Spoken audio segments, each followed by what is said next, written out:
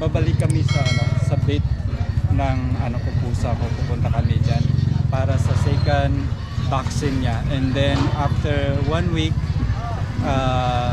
para naman sa babalik kami dito para naman sa kanyang anti-rabies vaccine.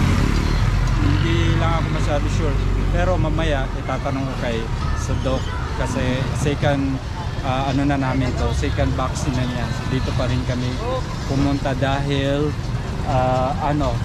unang-una madali siyang kausap at nakukuha namin lahat yung kailangan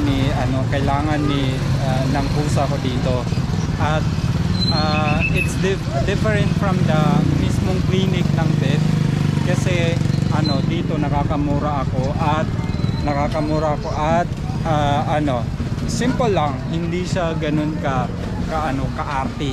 Hindi katulad ng like mga clinic is unang-una mahal talaga yung bayad sa kanila kapag pupunta ka mismo sa nila sa clinic nila.